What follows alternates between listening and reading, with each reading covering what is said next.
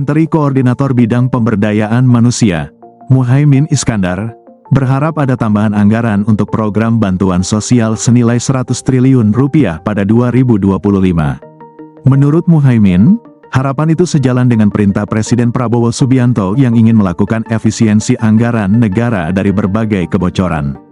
Pria yang akrab disapa Cak Imin itu lantas menjelaskan bahwa salah satu prioritas program di era Presiden Prabowo adalah meningkatkan kualitas hidup masyarakat.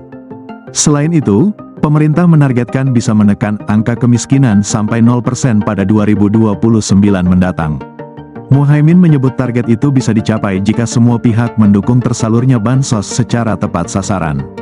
Adapun besaran anggaran bansos untuk 2025 sebelumnya sudah disampaikan oleh Presiden ke-7 RI, Joko Widodo, sebelum masa pemerintahannya berakhir.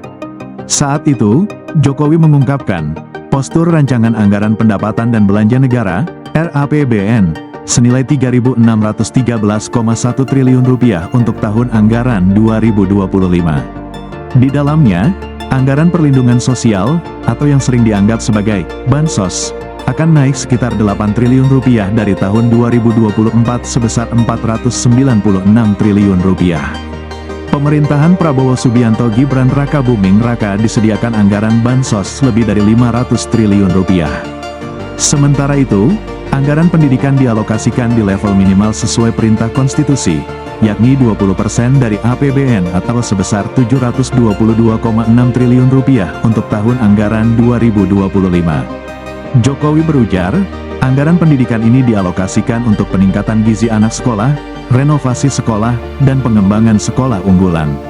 Lalu, anggaran kesehatan direncanakan sebesar 197,8 triliun rupiah, atau 5,5% dari belanja negara, lebih besar dari anggaran ketahanan pangan yang direncanakan sebesar 124,4 triliun rupiah. Tetapi lebih kecil dari anggaran pembangunan infrastruktur sebesar 400,3 triliun rupiah.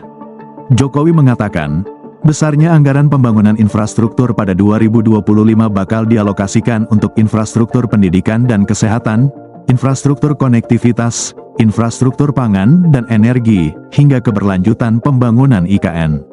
Di samping itu, pemerintah merancang anggaran transfer ke daerah senilai 919,9 triliun rupiah untuk 2025.